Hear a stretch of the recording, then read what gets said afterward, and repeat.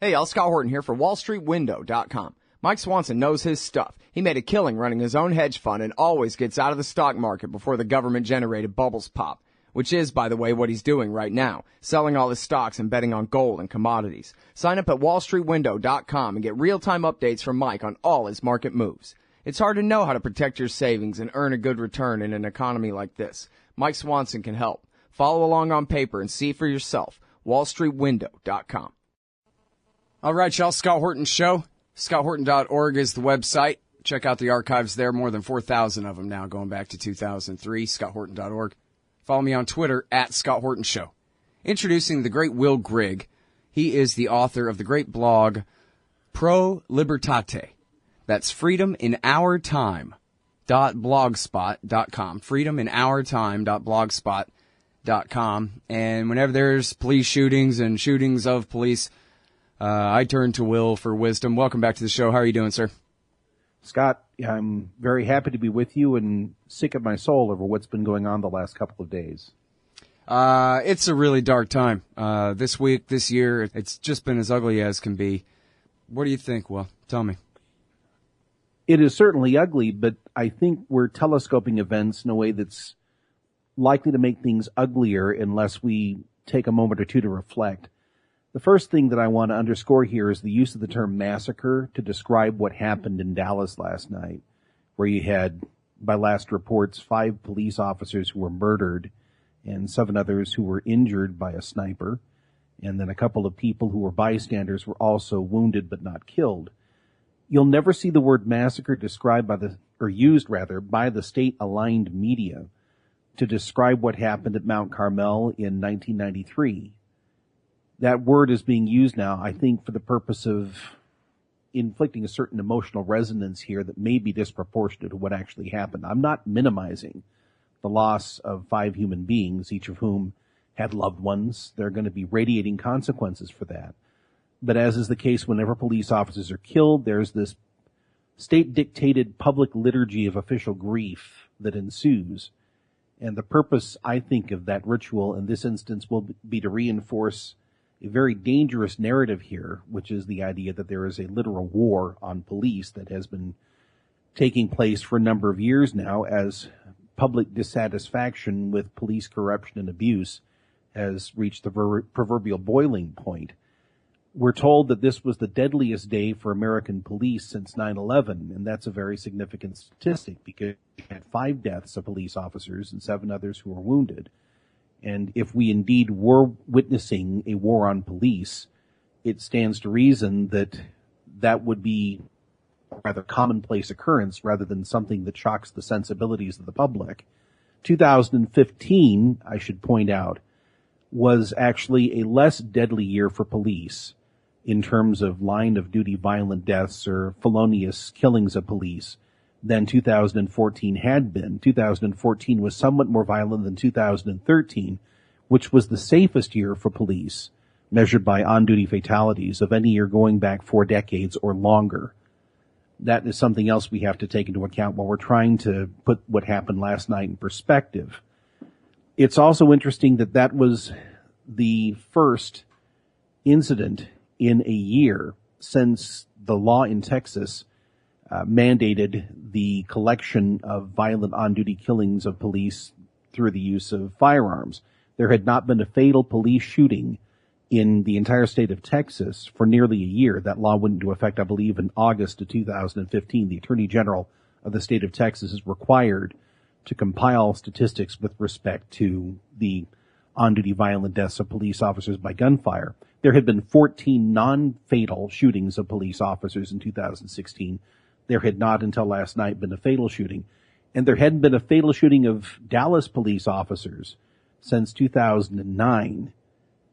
I'm not, once again, trying to minimize the gravity of what happened last night, but rather trying to give it appropriate weight. And this is the first instant of its sort in which the identified killer, Mr. Micah X. Johnson, a military veteran who served in Afghanistan, which I find to be significant. This is the first incident of this sort in which police have used a drone, an armed drone, to kill an embedded suspect or an entrenched, barricaded suspect. This was, of course, a land vehicle rather than an airborne vehicle, but it was a remote-operated robot killing machine.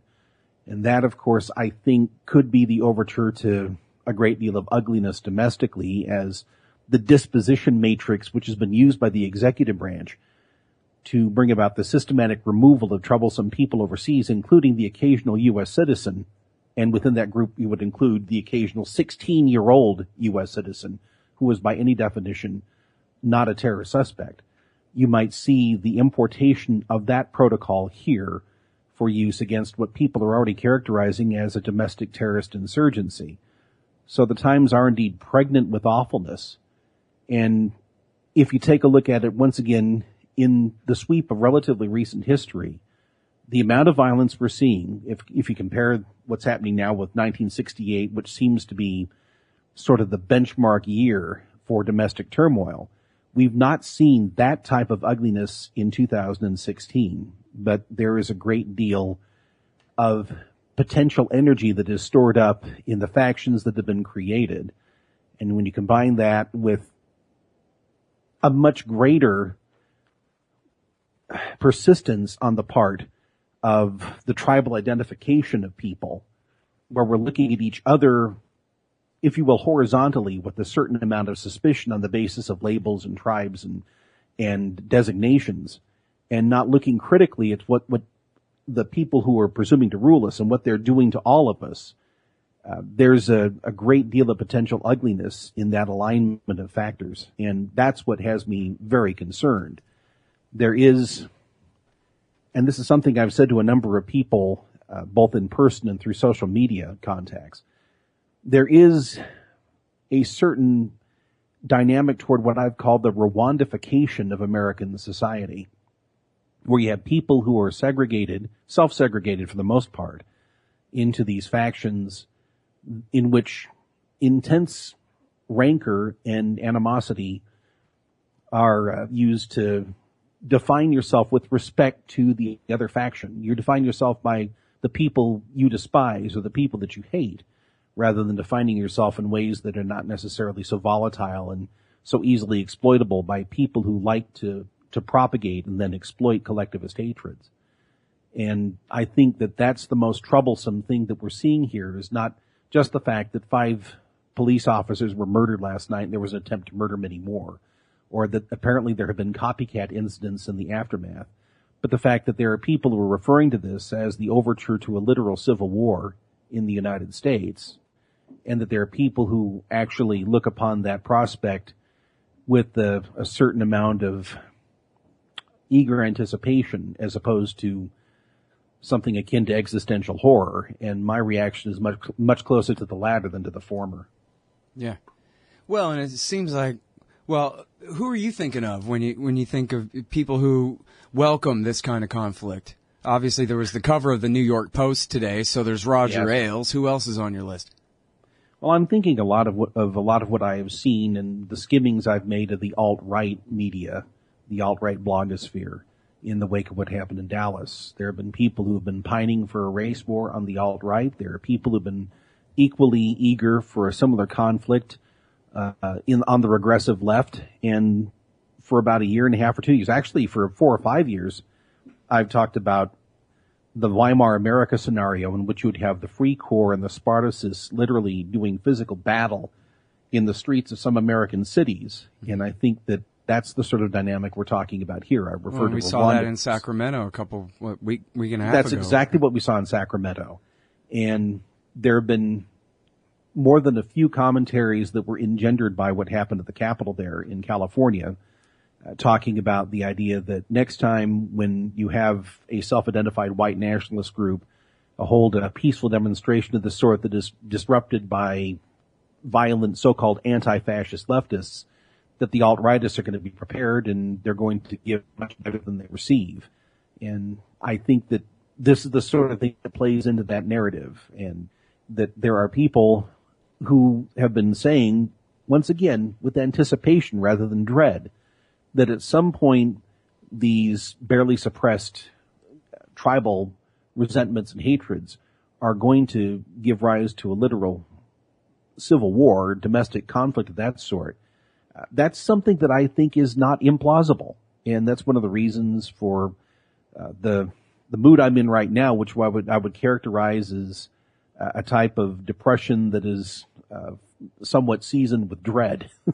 I've been talking about these things, this type of scenario unfolding now for many years, since the beginning of the second Bush administration. I've been talking about the fact that our politics, to an extent perhaps greater than at any previous time in my lifetime, although I wasn't really conscious of what was happening in 1968, but our politics are more defined by a hatred for the other faction than by a love for individual liberty. And particularly in the era of Donald Trump, that's a movement that is, as far as I can tell, motivated entirely by that mindset, the idea that you have to make America great by suppressing, restraining, perhaps even physically removing people that you despise because of what they are doing.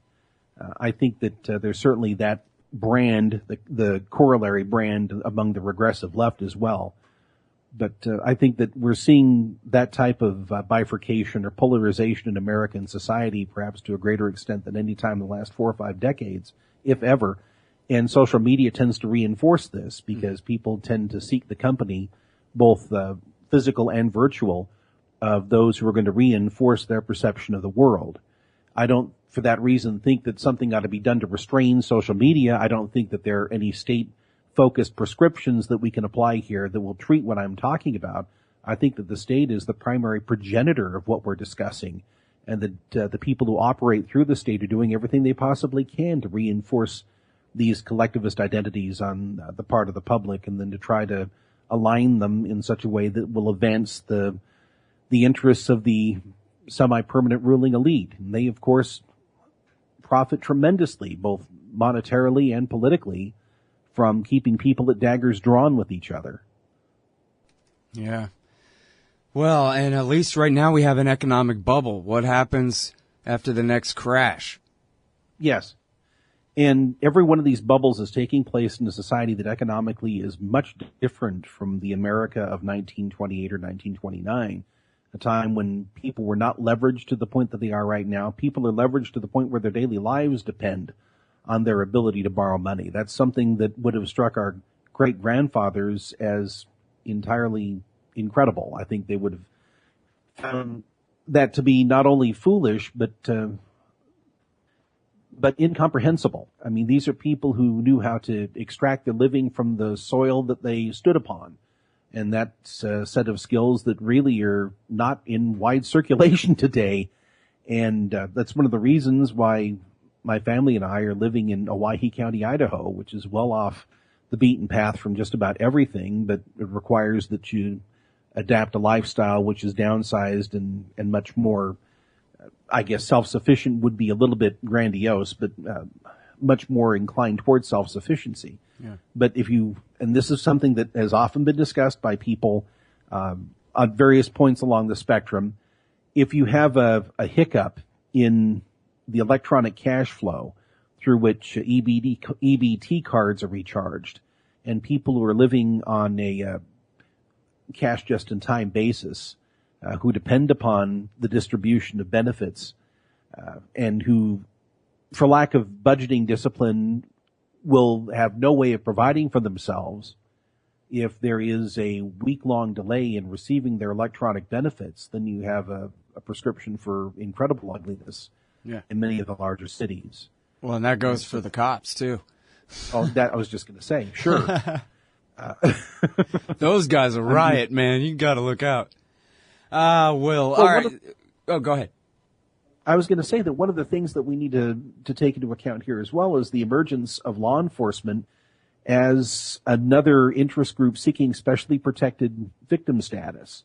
You've had over the last couple of months in places like Louisiana and also a couple of larger municipalities, efforts to enact hate crimes laws that would actually have a sentence enhancement for somebody who in the course of resisting arrest, let's say, commits what is called an act of violence or an act of battery. Then you would be punished not only for the underlying predicate charge of resisting or obstructing arrest, but you would be charged with a hate crime enhancement because the violence was directed at a police officer because of the police officer's identity.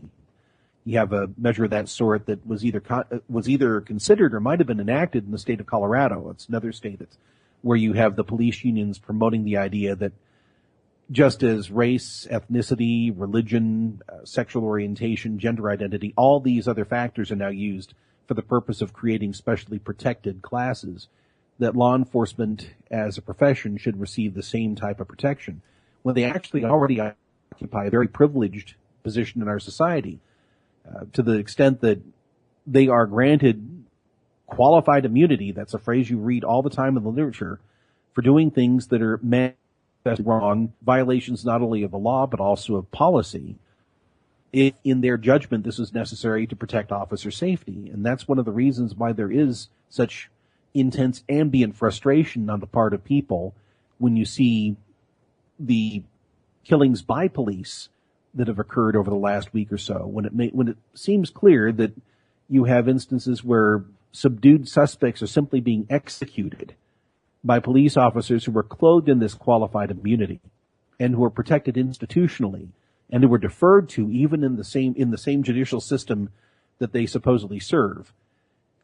That's the sort of thing that helps to engender the type of hostilities that make situations of this sort so combustible. Mm-hmm.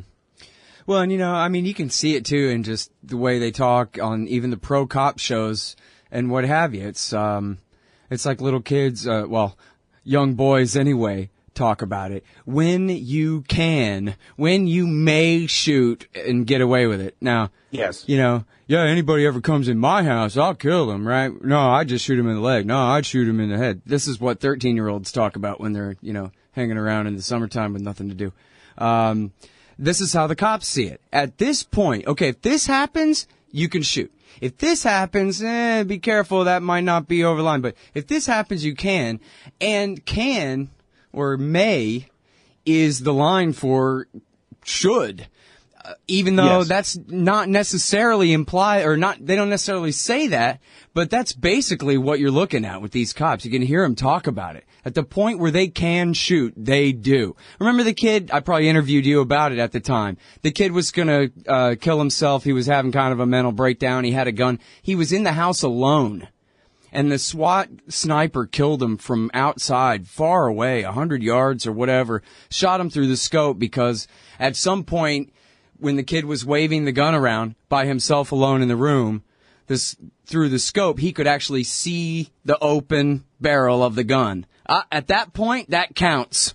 Now you can shoot. Blam. Trigger pulled, dead kid. Was he actually threatening anyone? No. But was the I dotted and the T crossed on the shoot to kill order? Yes, it was. And so he followed through on it.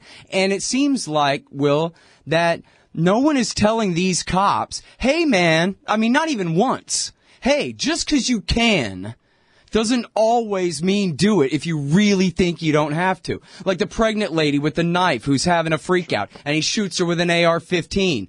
Like, geez, okay, she had a knife. You're obviously not going to prison, but did you have to shoot her with your AR-15? No. But could he have? Yes, and so he did. And that's where we're at right now, and that's what people are reacting against. And yet, any criticism against cops is apparently, according to Twitter today, tantamount to inciting murder against them.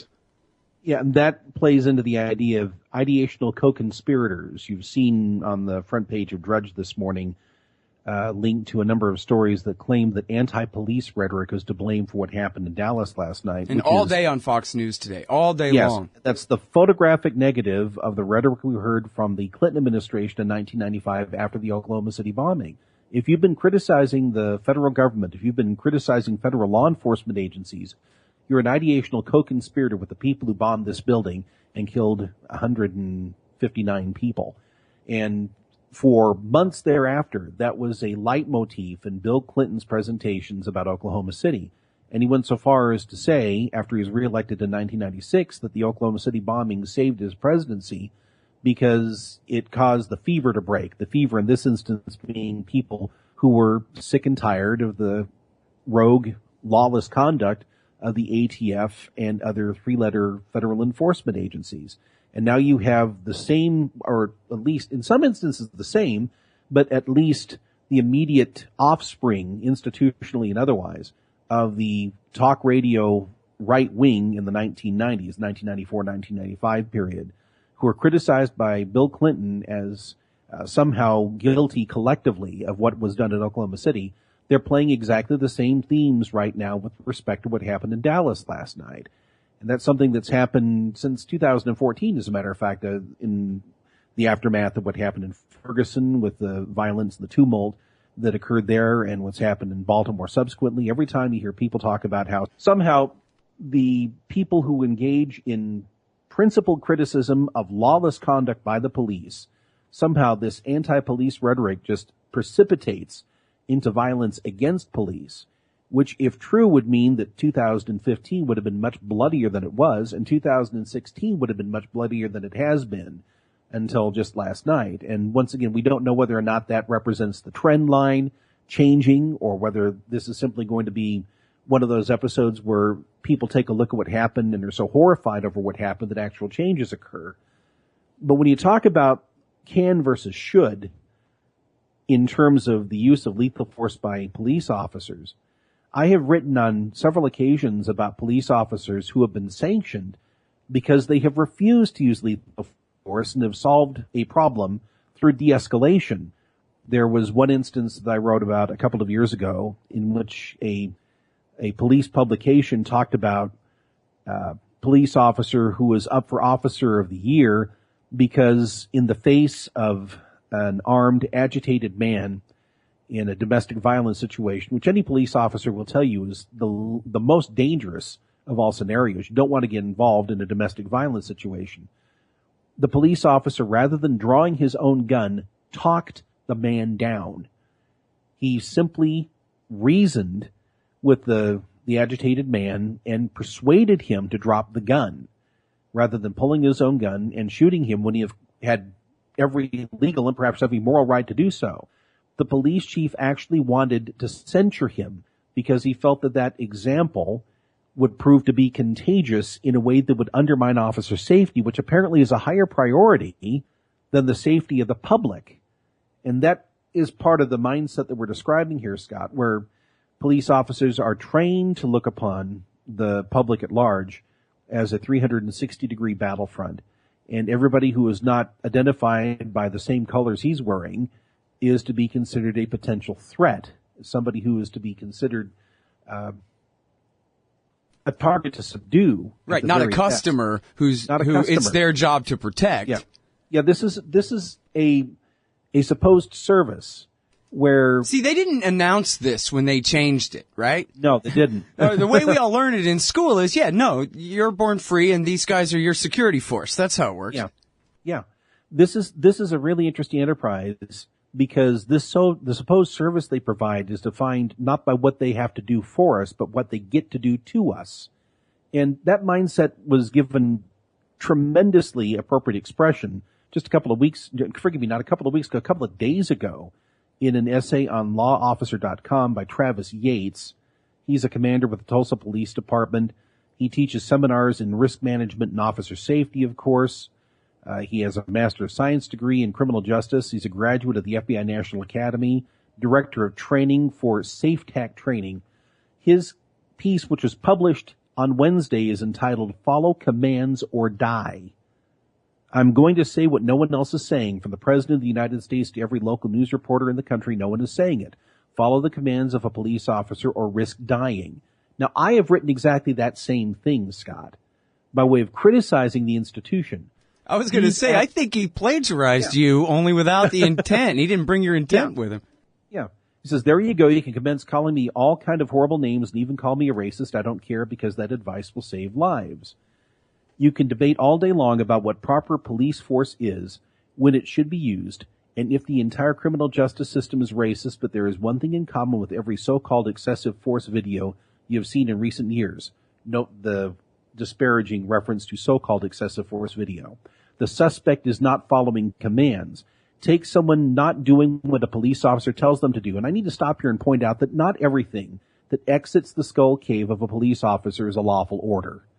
But in their universe, they are lawful orders by virtue of being issued by a tax feeder in a government costume. To continue, take someone not doing what a police officer tells them to do, resisting or worse yet fighting, and combine that with additional information like the suspect may have a gun, etc. And it is not a stretch to see that person shot or worse dead. It's all too common. Can anyone produce me a video of a police officer telling someone to do something, they comply, and the officer just shoots them? Can you imagine that video? No, that video does not exist, he wrote, the very day that video was streaming on Facebook, as a man reaching for his wallet to comply with an order by a police officer is shot dead in front of his girlfriend and in front of a 5-year-old in the back seat. See, that's the mindset in which these people have been marinated. Whatever they say is a death threat, an implied death threat, when issued to somebody for whatever reason might momentarily exercise his or her right to self-ownership. Think of Eric Garner. Eric Garner said, "It stops today. Leave me alone." So they threw him to the ground and killed him because he had dared to assert his right to self-ownership. Hey, what's the alternative? Backing down and saying, you know what? Just for standing up to us today, you're right. It does end. Go ahead about your business. Yeah. We'll see you next week. Exactly. Nope, they had to kill the him. mindset here is that our liberties exist by the grace of those who have the right to take them from us for whatever reason they deem suitable. And if we in any way object to that assumption, and when we find ourselves on the receiving end of it, then we risk being killed. And this somehow is a tenable, supportable, and even commendable state of affairs. And all right, now stop for a second, Will. Hey, Al, Scott Horton here. It's always safe to say that one should keep at least some of your savings in precious metals as a hedge against inflation. And if this economy ever does heat back up and the banks start expanding credit, rising prices could make metals a very profitable bet. Since 1977, Robertson Roberts Brokerage Inc. has been helping people buy and sell gold, silver, platinum, and palladium, and they do it well. They're fast, reliable, and trusted for more than 35 years. And they take Bitcoin. Call Robertson Roberts at 1-800-874-9760 or stop by rrbi.co. Are you a left-wing radical? I've never been accused of that, at least not recently. I'm not accusing you either. I'm just asking you a silly question. But I think it's, the point that I'm making here is that I'm trying to evoke from you here is about how you're attacking the right from the right here. You're the kind of guy who normally if your knee had to jerk, it would be toward the cross and the flag and maybe even your local sheriff, right? Yeah. As it happens, I like my local sheriff. But I'm not, for that reason, not critical of him. But no, I am a socially conservative, church-going Christian guy and a former longtime employee of the John Birch Society, of all the unlikely things. And my problem here is not necessarily with the idea that there is a social order and that the society works better if certain permanent values are conserved. To that extent, I am a conservative. I am, however, an unabashed critic of this evil fiction called the state. So I guess you'd have to call me a conservative right-wing Christian anarchist, perhaps. Well, back to what we said at the beginning, what you were explaining about everybody's identifying themselves about who they're against the most. But there's a little bit about who you're for. And a lot of people, particularly middle-class white people and richer than that, think of cops as their best friend. Like Richard Pryor said, Officer Timson from the neighborhood who's here to help you out. So sure. What's your beat? How come you're not rallying to your side, Will? That's what I'm asking you. Well, my side consists of my neighbor, quite frankly. That goes back to to my identity, and I hate to use the word, but I think it applies in this case, as a Christian believer. To the extent that I have a religion, it's the golden rule. And I take the proposition of loving your neighbor seriously, which means that if my neighbor doesn't have to see the world or matters of time and eternity the way that I do, that doesn't matter. What matters is that I am required morally to be as zealous in protecting his rights as I am when it comes to protecting my rights, the rights of my wife and my children. And we don't really have a society anymore in which it's understood that the irreducible, non-negotiable principle upon which society has to function is the golden rule. By whatever theological or sectarian verbiage you use to express that moral imperative. It's something that is shared by most of the world's philosophic traditions, by many of the world's religious traditions. And it's something that I think is largely ignored in the process of this exercise we call politics. As far as I can tell, politics is nothing more or less than an effort to find self-serving exceptions to the golden rule and then institutionalizing them for the benefit of you and your clique or your tribe or your faction or your party or your corporate entity. And I think that in American society today, we define ourselves primarily by our shared antagonisms rather than by principles or values or interests that are more elevating. You know, Tocqueville predicted this a couple of 100 years ago.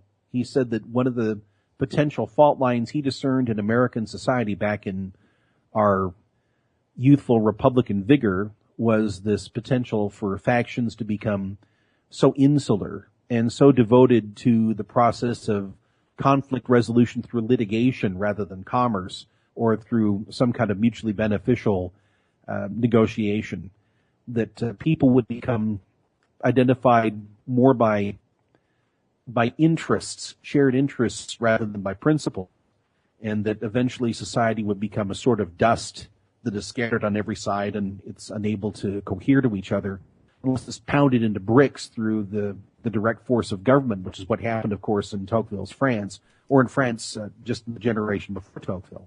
Yeah. I miss Ron Paul so much. Oh, I know. Because that's exactly his message of 08 and a 12 is what America needs so bad right now, that we don't need socialism and we don't need nationalism and we don't need everybody picking sides and hating each other. Man, we just need freedom. Let's repeal all the terrible laws we passed and stop the wars and let some people out of prison and see if we can get the economy back going again on some, market-based interest rates and have a society. We'll be fine, everybody. We'll be fine. You don't have to hate each other. It'll be fine. That was his message, and we don't have that. For some reason, there was no one in his family available to run for president this year or anything, I guess. I guess. Yeah. But, we just really don't have anyone on the national stage that's saying, no, everybody chill. Things will be fine. Nothing to fear but fear itself, Yeah. And the state, but we can repeal that, I don't know. Yeah. All right. Now, so you mentioned briefly that, Johnson, the perpetrator here, is an Afghan war veteran. I don't know if they said if he was a combat vet or not, but you said that you thought that was important, but I hadn't given you a chance to say why yet. Well, I thought it was important because when you go into the military, whether you have a combat-oriented MOS, you're taught to become a warrior. You're taught a certain mindset with respect to the way that you perceive others. And it's not at all difficult, from what I understand, to take somebody who's got that mindset and then weaponize him. And there's been a lot of focus, predictably, on the fact that guns are readily accessible to people of all descriptions. And just within the last couple of days, an immensely foolish columnist from the New York Daily News, the problem here is there are so many law-abiding people with guns in our society that this creates a fear on the part of police officers that when they're going to any situation, the good guys are going to have guns. So naturally, they're going to be overreactions by the police. The corollary here being, of course, that we have to do something about taking guns out of the hands of the law-abiding and give the police a monopoly on the ownership of weapons, which they would share, of course, with the criminal underworld and leave the rest of us in the middle. But I think it's interesting that this guy was weaponized. He's a veteran of a war, and one of the manifold blessings of war is that it creates a steady supply of people with that inclination toward violence and toward the capacity to dehumanize people on the other end of the gun sights. And one of his victims was Dallas police officer Patrick, I believe it's pronounced Zamaripa, who was also a military veteran. He served in Iraq. So you have, in a way, to use the readily recitable cliche, the chickens coming back to roost from the permanent war that we've been in now, for most of the lifetime of these two people. They're both dead now. They're both dead in the streets of Dallas, having survived foreign battlefields. And they've ended up in a situation where the domestic element of this permanent war state claimed the lives of both of them. And we cannot, and this is something that you and I have talked about for many years, over a decade as a matter of fact, we cannot have any hope of restoring even a semblance of the small r Republican system of government while we're pursuing an imperial foreign policy that requires steady creation, weaponized human beings. That is to say, people who are suited for warfare, irrespective of the context they find themselves in. And you add that to the fact that we have the longest war in American history, the war on drugs, creating a huge and apparently endless supply of violent confrontations between police and citizens and filling our jails and ruining entire neighborhoods and entire cities. That has a lot to do with the tragedy of Baltimore. Over-policing in the early years of the 21st century led to the backlash in Baltimore. They destroyed the civil society in Baltimore at one point by having a large plurality of the population either in jail, headed to jail, or dealing with warrants that could lead to them being taken to jail. The same thing was going on in Ferguson. But this is all the mindset of the warfare state, the domestic application of the warfare state. And you and I have spoken on many occasions about how the only political figure of any consequence in the last century or so who's talked about the fact that you cannot have a free society that's permanently at war is the much maligned Dr. Ron Paul. Yep. He was saying, as a matter of the tentpole theme of his two recent runs for the Republican presidential nomination, that until we end this situation of permanent war, we cannot restore economic freedom or any other of the freedoms that are associated with what had traditionally been called Americanism.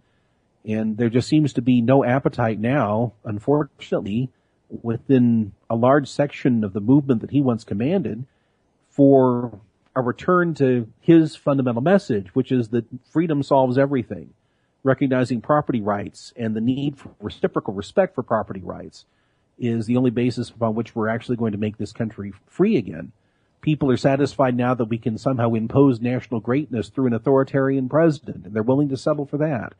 And if that's what they're willing to settle for, then that's the best they can hope for, and that's well below what any American worthy of the name should be willing to settle for. Yeah. All right, let's talk a little bit more about race here, because, well, you know, I've been good on cops killing innocent people, and particularly blacks, because I'm from Austin, Texas, where that's who they primarily murder. And have my whole lifetime. I've been, you know, trying to cover this as a, you know, shoddy little media guy as best I can ever since, say, 1998 or whatever, when I got my first show. And I keep thinking that, man, the Black Lives Matter people are missing the point. They're blowing their giant, very horrible, unfortunately dropped in their lap, PR opportunity that they have here post Mike Brown to make some changes by focusing on race instead of saying, hey, we got model legislation in 50 states that say when a cop kills somebody, a DA he's never met from across the state comes in to oversee the thing. Now, I'm just making that up. It could be something different, but I'm looking for actual accountability here. This is how to make cops think twice. It's not by demonizing them and calling them names. It's by letting them know that there's a DA you've never met who is going to be looking at it if you shoot somebody. Okay, good. Have a nice day out there, guys. That would be a thing. And it seems like to me that saying Black Lives Matter, of course, yeah. And all cops should believe that, and everybody of all races in the world should understand that, you know, Jefferson was onto something there about everybody's an individual, tabula rasa, and we all got rights, and don't kill people, and all of that. Great, but if we're waiting for racism to go away before we make police killings go away, then that seems like the long way around. Why not just focus on accountability? But then I also think, I'm a white kid with an English surname, and so what the hell do I know? Well, maybe it really is about race. I saw a quote where Newt Gingrich today said, white people just don't understand. And I didn't understand until years of people telling me, Newt, you just don't understand. And then he realized, oh, I don't understand that actually being black around here sucks. And that, you know, if you think you're afraid of cops, you have no idea, you know? And so, I don't know. Tell me some things. What do you think? Well, most of the discussion of the racial aspect of what's going on is an outgrowth of this pernicious exercise called the war on drugs. And once again, I have to advert to Ron Paul and Rand Paul, who's done some good work in this realm, when they have spoken about the embedded disparities in prosecution and sentencing that you find that are part and parcel of the drug war, that have helped to institutionalize and perpetuate a disproportionately large population of convicts who are black males. And in their train, of course, you have a whole host of social consequences having to do with increased instability in black households and black neighborhoods. And that leads to Stygian puddles of despair like certain of the neighborhoods in Baltimore and Ferguson and elsewhere. And people assume that this is a race thing in the sense that perhaps there's something uniquely incorrigible about black males that conduces toward this outcome. If you take a look at the way that prohibition created certain ethnic, non-black ethnic dynamics of this sort, you'd see that this is not in it itself an indictment of black people as having some kind of innate inclination toward violent crime that distinguishes them from other ethnic subgroups in in the American population. The problem here is once again having to do with the fact that you got a public policy issue that is helping to make this into a race issue. And Black Lives Matter is a collectivist outfit that is focusing on identity politics when they should be criticizing the state. They should be criticizing the way that the state is being used to institutionalize violence and aggression that have the impact of violent encounters that leave black people dead or mangled and that leave black families without husbands and fathers. And so rather than criticizing the state, they're trying to find some way of advancing an identity politics agenda. And that, of course, does nobody any good. And that's one of the reasons why for, a year and a half or so, when this became a large subject of discussion, I've always said that they have diagnosed one part of the problem and they've diagnosed it incorrectly and they prescribed a remedy that is a form of iatrogenic medicine. That is to say, it's making things worse. I do appreciate the fact that there are some people in the law and order right who are trying to examine critically the issue of criminal justice reform, the grotesquely disproportionate sentences for nonviolent offenses that came out of the 1980s and 1990s, the Reagan administration and then the first Clinton administration. Hillary Clinton got some real pushback on this during the Democratic primary, as the omnibus crime bill of the mid-1990s has done more than most recent policies to help exacerbate this problem.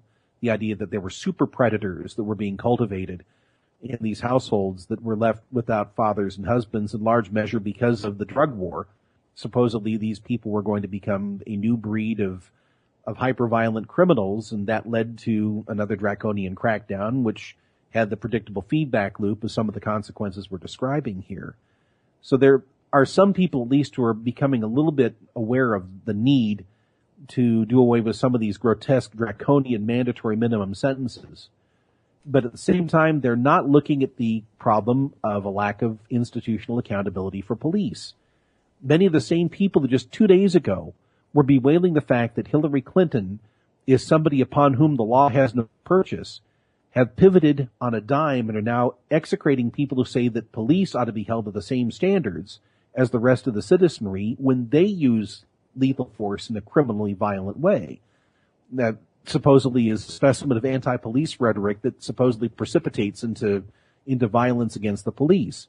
So they're certainly fine with the idea that Hillary Clinton, perhaps, for violating the Espionage Act and exposing classified information to potential theft by hostile foreign powers, it's fine to hold her accountable when she does something of that sort. But if you say that a police officer who simply hauls off and beats somebody without consequence or purpose should be held accountable, then of course you're part of the problem here in terms of the so-called war on police, and they must be held to a uniquely tailored standard that immunizes them from accountability because of our tribal attachment to this element of what the state does. Right. One of the things that Black Lives Movement could have done, in addition to promoting the idea of an actual adversarial proceeding here when you're investigating a police use of force that may or may not be legal, They need to talk about the idea of individual accountability for specific police officers. If you're a private security officer, a private investigator, let's say, in order to get a license in most states, this isn't the case in Idaho, but in most states this is the case, you have to have some kind of liability insurance that's usually $500,000 or more. Because if you end up, in the course of your professional responsibilities, injuring an innocent person, you're going to be held personally liable, and the company that employs you, the agency that employs you, is going to be held institutionally liable, and the expenses will come out of your pocket, your earnings, your savings. That's not the case with police officers. A police officer who beats somebody up is going to be reviewed, first of all, by the internal affairs department of that police department. They have an institutional interest in minimizing the seriousness of what is done. They'll be, if there is a criminal justice function here, their actions will be scrutinized by a district attorney who is a colleague rather than a potential adversary. And if a settlement is made, or if a lawsuit goes through and a judgment is issued because a tort has been committed, then the police officer himself runs no risk that he's actually going to be bankrupt unless he has to pay legal fees, which usually the police union is going to absorb on his behalf. Usually the city's risk management fund is going to take care of that. In Chicago, we're talking about hundreds of millions of dollars that they're going to have to pay because they actually had to take out a bond in order to pay the settlements that have resulted from hideous and chronic corruption on the part of their police department. And the taxpayers ultimately, of course, absorb those costs. Now, if you had police officers as a professional requirement of receiving a peace officer certification, if they were required to get individual liability insurance, and if settlements were paid out of police union pension funds, then there'd be a great deal more internal discipline here with respect to use of force issues. And training would be changed in such a way that you would probably have greater trigger discipline on the part of police officers who have that opportunity you described where they could get away with it, but it's not morally appropriate that they shoot. You know, that's something that a non-police officer in a lethal force situation has to consider. I don't see why they should be exempted from that requirement. And the other thing that I find that's interesting is that when you have an incident where a police officer shoots a suspect, these shootings are investigated as suspected assaults on police rather than as suspected criminal homicides. That's a fact that came to the fore during the investigation of what happened in Ferguson, Missouri. And that's another way that the dynamics of state-imposed monopoly security policies distort human relations in ways that just don't listen to moral scrutiny. Yep. I'm going to interrupt you here because your internet's kind of screwing up just a bit. We'll give it a pause, and I get to drop this footnote. You may very well have one that's just as good or better than this, Will. But when you talk about double standards, I have to mention this piece by Scott Greenfield. He's a lawyer. I follow on Twitter. That's his handle, just Scott Greenfield. Yeah. And his blog is called Simple Justice, blog.simplejustice.us. Yeah. Mm-hmm. And he has this article called... I'm sorry?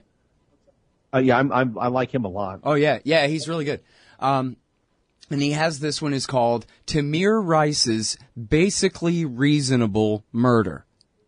And what it does is it really explains chronologically the most important court decisions over, say, the last 100 years, I'm guessing, or maybe last 50 or 70 years, and the evolution of this double standard. And how the term reasonable when it comes to you defending your house and your family is not at all the same reasonable when it comes to what a cop does and how...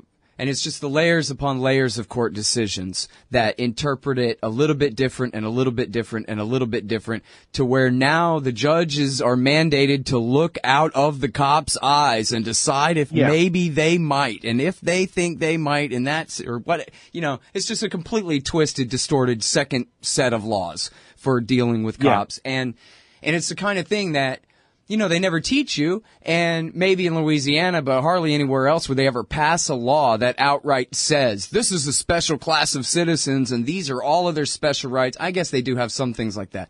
But this is mostly layers upon layers of common law and court decisions and appeals and rulings by who knows who that have created a system that I don't know how you could ever really correct it. I mean, you mentioned some great reforms there, but it seems like Congress would have to pass an omnibus, we're canceling all these court decisions act or something. I mean, they can do that on the federal level. The carpet bomb it. Yeah, I mean, I don't know what to do. You'd have to set the Federal Register on fire. Let's have a gala Federal Register burning. Yeah. Oh, I was saying that. Register. Yeah, I was saying that to be something like impossible that we can't achieve, but it just sounds too good for a goal, I don't know. Yeah. Okay, one last thing. You mentioned the drones. And what a huge precedent this is that they rolled in a kind of anti-bomb robot with a bomb to kill this guy. Yes. It seems like they could have thrown in tear gas or done some other kind of thing. Well, I mean, I know you can't read their minds or anything, but does it seem like they were really trying to set a precedent with that? And why that? Why not tie a shotgun to it or any other thing? I don't know. Well, if they have it, they will use it, and they can get anything they want simply for the asking from the Pentagon. And the incentive structure of law enforcement is such that they will always choose the exotic option rather than one that is more effective but perhaps not nearly as theatrical. Yeah. And there's no reason at all why they simply couldn't have set up a perimeter and waited this guy out. Gotten a pack of cards and just waited until he was ready to come out. He was quartered. He was neutralized. He was not a threat to them. He was not a threat to the public. And there was no reason at all for going with this option of the tread-bearing drone, if you will. Apart from the fact that they had it, and because they had it, they figured that it was appropriate to use it. Yeah, we should. Same thing. Exactly. Yeah. Exactly. That's a different facet of the same mindset. That's really something. And a huge precedent set, as you said, because now, officer safety's paramount. We all got these robots. Why should we send our human flesh and blood heroes out to risk their lives ever again when we can send robots in to bomb people? This is not the first time this was considered. You'll probably recall that during the standoff on Ruby Ridge here in Idaho back in 1992, the FBI sent a robot drone up to the front porch of the so-called Weaver compound, which was just a tar paper shack, with a telephone. But below the telephone was a shotgun. And if the door had been opened and somebody had reached for the telephone, it's entirely possible, likely, given what had happened just the day before, that the person who picked up that telephone would have had his or her head taken off by the shotgun. Man, I had so that was 1992. Is that in Alan Bach's book? Do you remember? Yes, Alan Bach talked about that in his book on Ruby Ridge, which is probably the definitive treatment of the subject. And there was a incident in, I believe, South Dakota involving the Brossart family just a couple of years ago, where surveillance drones were used to locate members of that family in their fields outside their farm. And they were used for surveillance and logistics. They were not weaponized drones. The reason this was done was because Brossart sons had often been seen carrying firearms, and so they wanted to use the drones in order to provide the police with detailed intelligence as a way of setting up an arrest that actually was conducted with no extraordinary violence. But they went to the extent of actually tasking these drones with cameras rather than missile platforms to aid in the arrest of a handful of people who were involved in a conflict that began with livestock. And so that was, I think, a critical precedent. But what happened last night with the use of this robot is the first instance where they've actually gone the full disposition matrix and simply taken the guy out rather than trying to arrest him and put him on trial for murder, which is what they should have done. If they were dealing with a protocol appropriate to law enforcement rather than the battlefield, they would have chosen that option, which was most likely to achieve the mission of domestic police agencies, which is to arrest suspects so that they can be tried through the criminal justice system. Instead, they used the battlefield approach. They took out somebody as an enemy target. And that's a very important manifestation of the same mindset that we've been talking about. Will Grigg, you are what is good about my show. Thank you, sir, so much for doing it.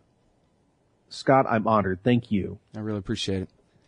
Yo, that is the great Will Grigg, the heroic Will Grigg, at Pro Libertate. That's freedominourtime.blogspot.com, freedominourtime.blogspot.com. His book is Liberty in Eclipse, and you can find the link to his radio show podcast there as well. Thanks, y'all. All right, y'all, and that's the Scott Horton Show. Check out the archives at scotthorton.org. More than 4,000 of them going back to 2003 there, scotthorton.org. Sign up for the podcast feeds there. Help support at scotthorton.org/donate. And follow me on Twitter at Scott Horton Show. Superior blends of premium coffee. Roasted fresh in Zionsville, Indiana. Darren's Coffee satisfies the casual and the connoisseur. Scott Horton Show listeners, visit darrenscoffee.com and use the coupon code SCOTT at checkout for free shipping. darrenscoffee.com. Because everyone deserves to drink great coffee. President John F. Kennedy was assassinated more than 50 years ago. Questions still persist to this day. Why did the Secret Service threaten deadly force against the Dallas Medical Examiner? Why did a Navy official testify that the official autopsy photographs were not the ones she developed during the weekend of the assassination? Explore these questions and more in Jacob Hornberger's best-selling ebook, The Kennedy Autopsy, published by the Future of Freedom Foundation. Buy it today for only $2.99 on Amazon.com. The Kennedy Autopsy by Jacob Hornberger. Hey, all, Scott Horton here to tell you about this great new ebook by longtime Future of Freedom author Scott McPherson. Freedom and Security, the Second Amendment and the Right to Keep and Bear Arms. This is the definitive principled case in favor of gun rights and against gun control. America is exceptional. Here the people come first, and we refuse to allow the state a monopoly on firearms. Our liberty depends on it. Get Scott McPherson's Freedom and Security, the Second Amendment and the Right to Keep and Bear Arms on Kindle at Amazon.com today.